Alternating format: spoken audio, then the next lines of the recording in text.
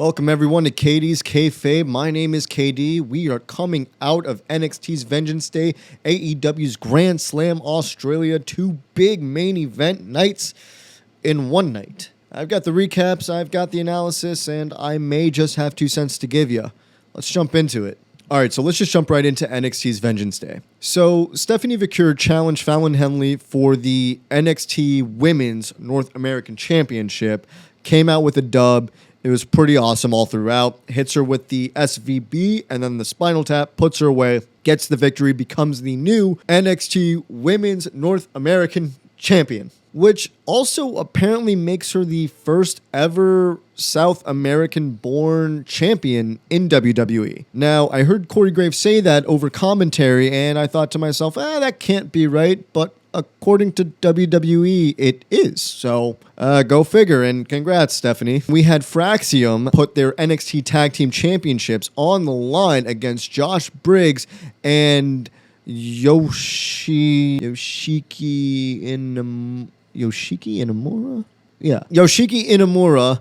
And, let's just say that Fraxium got the victory, but did it really feel like a victory after what came next? A mysterious group of 4 come into the ring and attack everyone and kind of stand there with some wearing their masks and some not. I don't know. Was that on purpose? Was that supposed to happen? Was there like a ranking? Is that a ranking system? Is if like the mask is like halfway, is that like a sergeant position? And if it's full, are you a captain? I don't know. We'll circle back around to them because we'll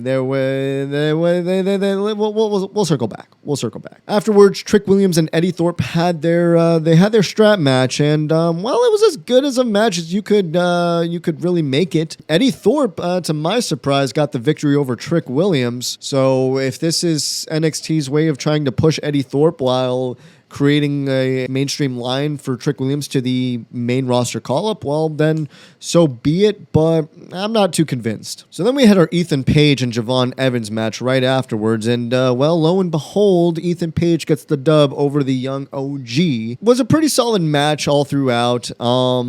Can't really complain. Of course, Ethan Page is going to do Ethan Page things and knock a mouthpiece that was kind of already slightly out, by the way, right out of Javon Evans' mouth. And this is just going to further that storyline of, if Javon Evans got injured during this match, is he going to continue his career in NXT? So we'll have to wait and see on how that goes. Next, we transition to our triple threat match between Grayson Waller, Austin Theory, and Oba Femi. Really, this felt more like how can we chisel the cracks that already exist between Austin Theory and Grayson Waller while including Oba Femi in it. Honestly, it was a pretty solid match. In the end, the ruler did pick up the victory against Grayson Waller and Austin Theory in this triple threat fight. And then we go back to the Timu Bloodline, to which at this point had more of an entrance rather than just randomly running into the ring and just standing there menacingly.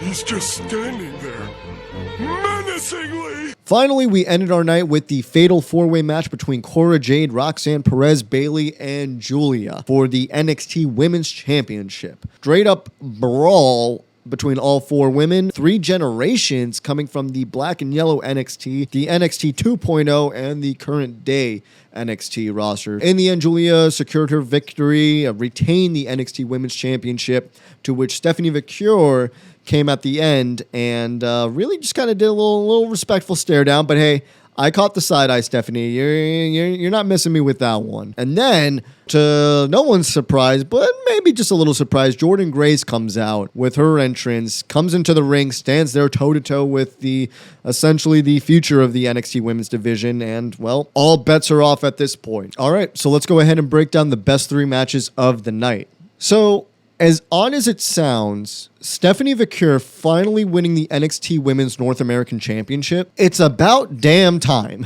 Which is really funny to say, considering that recently just debuted in NXT. It's been, 6 months, if that? So, who's keeping time anymore? It just feels right that we have Stephanie Vaquer, who had such an incredible debut, playing a leading position in the best women's division of pro wrestling. Now, this isn't to discredit Fallon Henley from doing a great job in that match.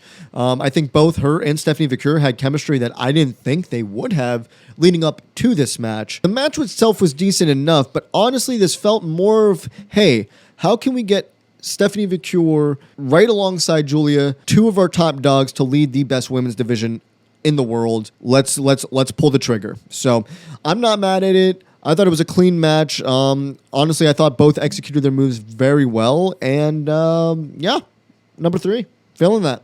All right, so moving on to the number 2 spot, I am definitely putting Fraxium versus Josh Briggs and Yoshiki Inamura. I thought this match, honestly, again, just proves that Fraxium is the freaking best tag team that WWE has to offer. Now, don't get me started with the main roster tag teams. They are great. We have Street Profits, DIY, Motor City Machine Guns, Pretty Deadly, and if I go over to the Raw side,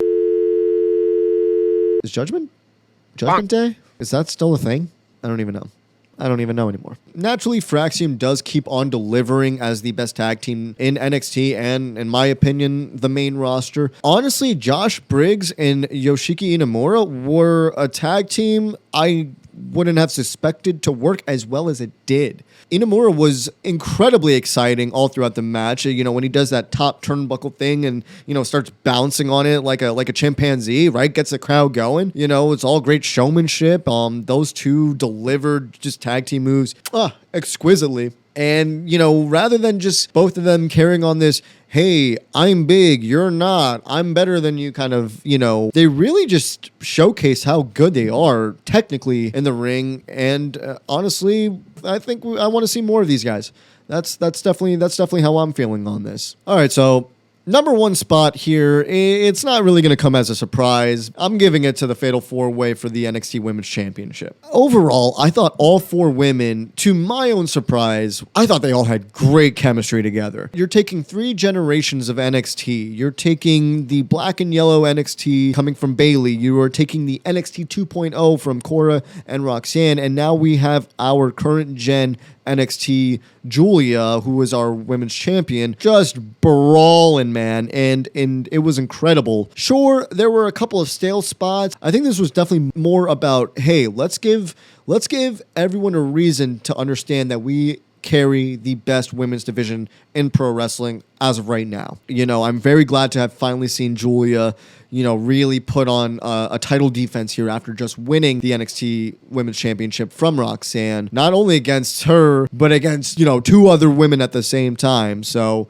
I thought it was overall incredible, and yeah, it's going to get my number 1 spot. All right, so heading over to AEW Grand Slam Australia, we had Kenny Omega and Will Ospreay versus Konosuke Takeshita and Kyle Fletcher. 2 of AEW's best versus, well, 2 of AEW's best. Omega and Ospreay took down members of the Don Callis family, securing the victory. Honestly, a pretty awesome way for Kenny Omega to be reacclimated with the AEW climate as it is right now. We moved to Harley Cameron versus Mercedes Moné that had an awesome ovation for the hometown hero, Harley. Although she didn't get the win, she got the credit she deserves as someone who busts their ass off and really cares about what they do. Mercedes Moné took home the TBS championship as, well, she always does lately, and I don't know when that thing's coming off of her, but it's just going to take the right person to do it. Jon Moxley and Claudio Castagnoli took on Rated R superstar Cope, and Jay White, to where a predictable Death Riders victory outcome was the result, and well, I mean, hey, at least the Australian crowd put some respect on Cope's theme song.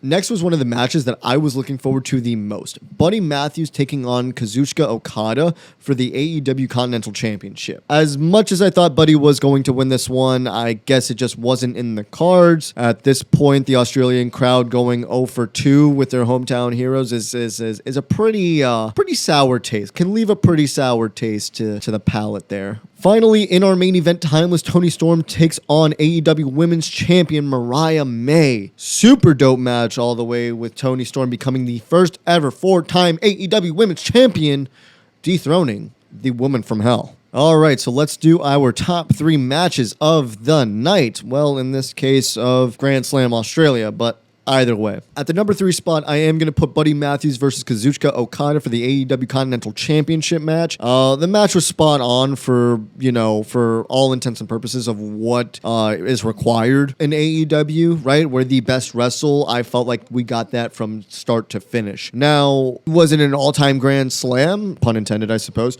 No, but it was a great showing of Buddy Matthews really delivering a singles competition against, well, one of AEW's best wrestlers on the roster. It being the hometown environment for the Australian native was a great feeling. I really wish that we could have gotten to see him take home the gold, literally. I do think it was a miss on AEW's part to keep the title on Okada. I thought he's held this title long enough. I thought he's been great with the title, but I think if there was a moment to relinquish the title from Okada, it would have been against Buddy Matthews at Grand Slam Australia. Well, either way, at least we got to hear Buddy Matthews call Okada a wanker in Australia. You're just being an absolute wanker.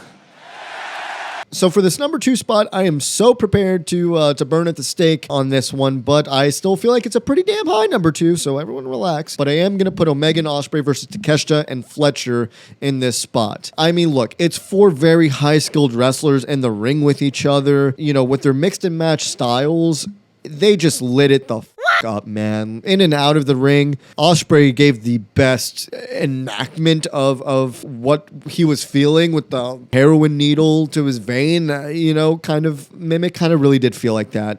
It was just electric all throughout. To think that was the opener of the night is crazy. You know, seeing Omega come back, pick up the dub is just icing on the cake at that point. And here we are, the match of the night for Grand Slam Australia. I am putting Mariah May and Toni Storm at the number 1 spot. Cinema.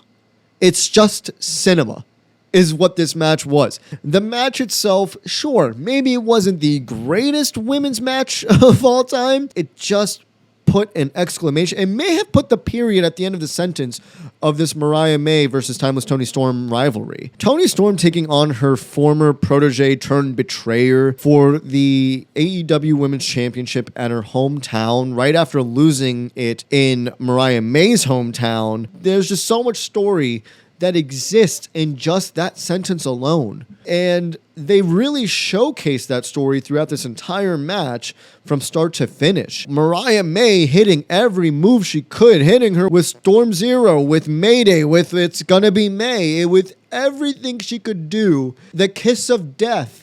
And it just wasn't good enough until Toni Storm was able to kind of give her like a little package pin and then secure the victory. Which, by the way, great storytelling here, but she has been doing that in all of her matches leading up to this one, essentially kind of practicing her way to put down Mariah May. So I see you, Toni. I see you. So Toni Storm taking her vengeance over Mariah May, her Judas, becoming the 4-time AEW Women's World Champion was just a phenomenal closing to this chapter. AEW's focus on these 2 women has been absolute cinema in every moment, from the start of their interactions with each other, to the betrayal, to Mariah May winning the belt against Toni Storm in Mariah May's hometown, to Mariah May essentially retiring her, to Toni Storm coming back with amnesia and coming back to her old character, but then only to say, hey, that was a ruse, it's just me, I was acting the whole time, haha,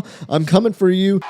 What makes you think our dance is done? No.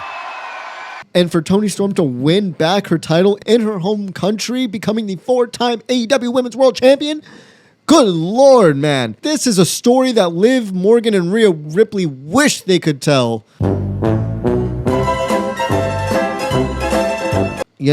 Is this the end of the Timeless Toni Storm versus Mariah May book, right? Was this the final chapter? I don't know. Could there be an epilogue to it? Possibly. Maybe they can keep finding ways to spin the narrative and keep the storyline going and it'll be a great time. Or they don't. That wraps up my breakdown of NXT's Vengeance Day and AEW's Grand Slam Australia. I sure do hope you enjoyed the content. I hope you enjoyed the recap and the analysis. And if you did, well, I think you know what to do. You're going to go ahead and hit that little button. Kind of looks like this, not that one. That's a bad one. Thanks for tuning in. I can't wait to hear about what you all think about these incredible couple shows. Did you love them? Did you hate them? I'd love to hear all about it. Appreciate you guys watching. Keep the spirits high. I will see you next time with some more K-Fabe.